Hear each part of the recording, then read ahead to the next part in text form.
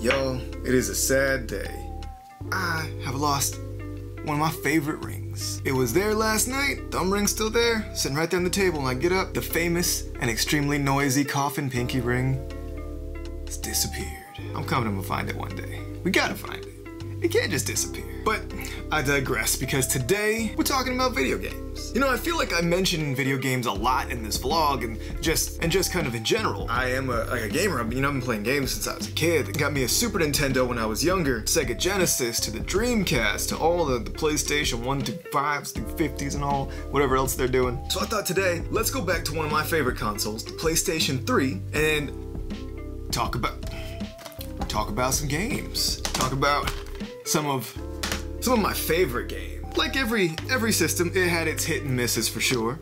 But I think PS3 had some pretty solid titles out there, and just kind of an interesting history. I mean, you guys remember all the riots that went on when it launched? We begin with breaking news. The anticipation of one of the hottest new game systems got a little overheated tonight in North Fresno.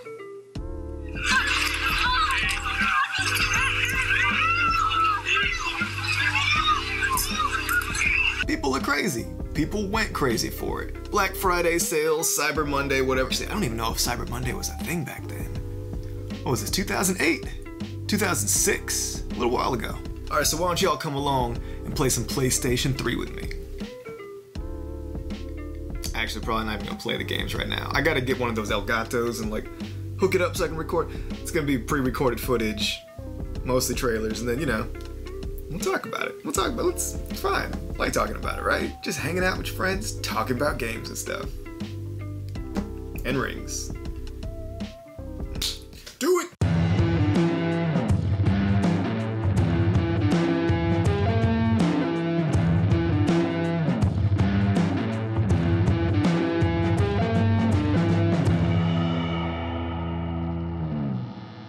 So you remember the really strange PlayStation 3 commercials they had coming out? There was like the one with the baby, which I don't even know what that was supposed to be.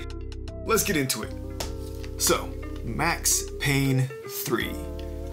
I loved this game. I thought it was just one of the best in the series. Now, it's a far cry from definitely what Max Payne 1 and 2 were, and it really just kind of took the game in a different direction. It takes place 9 years after everything that happened in, you know, Max Payne 2, and at this point, Max is really just kind of, it's a bit less of that noir feel and a bit more gritty, a bit more urban, no less poetic, mind you. I still love the writing in that. That's probably one of my favorite things about the Max Payne series is the writing. The characters are just so good, and he still has the worst luck of any character ever in a game.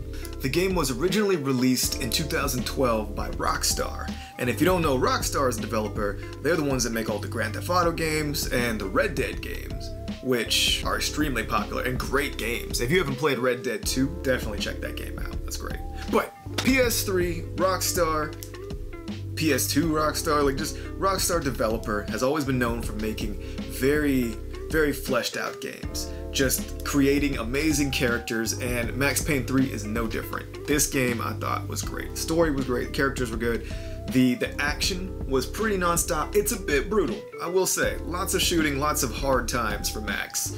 But ultimately, this game definitely worth checking out on PS3. So now we step back to 2008 for Dead Space, the original 3-part series, or 4 or 5 parts, depending if you want to count the animes in there as well or not. But this one was developed by Visceral Games, by EA, and it was the first in a series of just space horror madness. Honestly, I think Dead Space 2 was probably my favorite, but the original Dead Space was so captivating. It almost takes you back to the days of Silent Hill and Resident Evil with that kind of creepy dark corridor all the time. The aesthetics of this game are what really got me. I loved Isaac's suit. Oh, actually, in case you didn't know how much I like the game, and in case you haven't seen this amazing, fantastic custom paint job by my lovely girlfriend, who has not played the game, by the way, and is not a fan at all of horror, let alone space horror, gore, madness. Probably gotta tune that up a little bit. But Dead Space 2008, one of my favorite horror games. Everything is out to get you. You don't know if the crew's been turned, you don't know aliens and monsters, things around every corner. It's very well done. and it doesn't get too repetitive on it, even though it is, you know, a lot of dark corridors. It is hard to see, but overall, I just really enjoyed the storyline of the game, and it's definitely not for the faint of heart. I mean, there's limbs getting blown off and people getting stuck in the face and all kinds of different guns and weird bat creature aliens things that are just trying to tear you apart. So it gets a little graphic at times, but ultimately, Dead Space, the series itself, is fantastic. Dead Space, the anime. And also, you gotta love that wild haymaker that Isaac throws, just over the top, punch an alien in their chest. That's all I'm saying. Welcome to Earth. Space, sometimes you gotta get real. And now, let's step into the realm of puzzle platformers with Portal 2. Now, you might have played the original Portal on PC or on the Orange Box, which was an Xbox 360 collection. I think it was Half-Life, Team Fortress, and the original Portal. But due to the popularity of that, Valve was able to create Portal 2, and man, this was the polished version. This game was so good. Even if puzzle games are not your thing, it is definitely worth checking out. It also had one of the most interesting villains in the game, GLaDOS, which was genetic life form and disk operating system. And GLaDOS was probably one of the best voice actors. I've been really busy being dead, you know, after you murdered me. It kind of has that voice-to-text sound going on with it. It's very witty and dark humor in this, with a very kind of lighthearted setting. Like, the game looks brighter, looks happy, until you hit the turret robots and everyone starts blasting at you. It's a really interesting concept.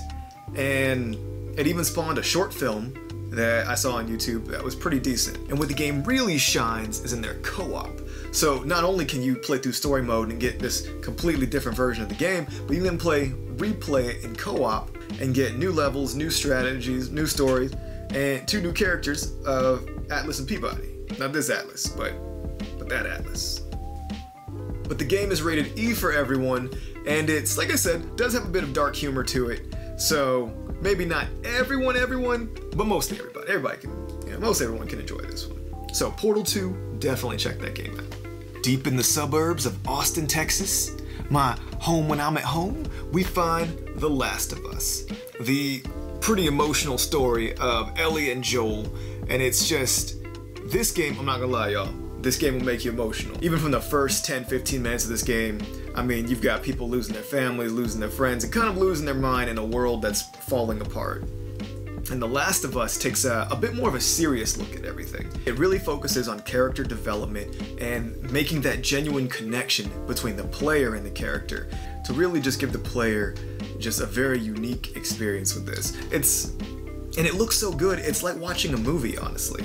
I don't want to say too much about this one because I don't want to spoil anything. I feel like there's a lot of twists and turns in this game, and the sequel is actually coming out in May of 2020, 7 years after the original game. If the story is even half as good as this, be prepared, keep your Kleenex handy because you're gonna get a little misty-eyed. The characters are solid, and it's another one that, it's a very dramatic game. It's definitely gonna tug at your heart a little bit, but it is worth checking out. And last but not least, we've got Metal Gear 4. Now, I can't say enough good things about the Metal Gear games. Like these, Hideo Kojima and just the way he writes and directs games, guy's a genius. He's also doing the Death Stranding game that just came out on PlayStation and Xbox recently, which I have not played yet, but I definitely want to check it out. A lot of the complaints you'll get with the Metal Gear games is that they're very cinematic, and usually the beginning of the games will be a good 20-30 minutes of movie before you actually get to any gameplay. Metal Gear 4 is no different. A lot of cinematics in it. It loves to tell you a story rather than before it gets you too involved in the game. But when you are in the game, there's just so much you can do. Again, I know there's a theme here. There's a reason I like these games. The characters and the stories are just so good. You got, back from like Solid Snake, great character. Big Boss, great character. Revolver Ocelot, Raiden, everything in it is just so solid. And the ending, I'm not even gonna say too much about it. I'm not gonna say anything. The ending is just so, you feel it. You're just like, oh. On a side note, one of the things that really got me hooked on the Metal Gear games, I remember playing the very first Metal Gear Solid on PlayStation 1, which, not the first Metal Gear game, but Metal Gear Solid.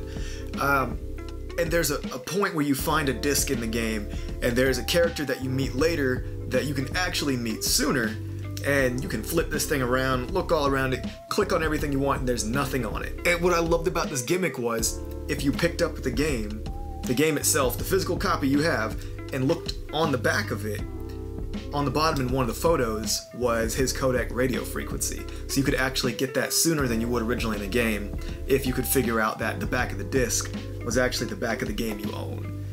Then you factor in all the Psycho Mantis memory card reading and the controller switch and everything, and I was hooked. I was like, man, these games, there's someone who loves what they do, and it definitely shows in the Metal Gear series. Metal Gear 4 for PS3. Another one you gotta check out. So that's it, y'all. Some PS3 game recommendations, some PS3 history, got to look at a few of the old commercials and just take a walk down memory lane. Keep an eye out. I've got something big going on that I'm very excited to share with everybody.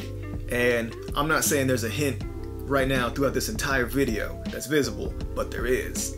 So if you're into Easter eggs, you're watching this because you like video games, right? So of course you're into Easter eggs. You already got a little hint of what it is I've been working on, and I'm very excited about it, which I'll be kind of unveiling over the next couple of weeks as this goes on. Also got some new music in the works, and a few other just new projects. So as always, if you're digging the videos, please leave me some comments, leave me some questions, anything you want to talk about, and subscribe. The biggest thing right now is trying to get subscribers to kind of flow in and figure out what people like, what they don't, and just kind of who's vibing with it. I really want to create a sense of community and bring the things that I like out to y'all, and also find out what y'all like. Have them bring it back, All that rambling aside, catch y'all next time.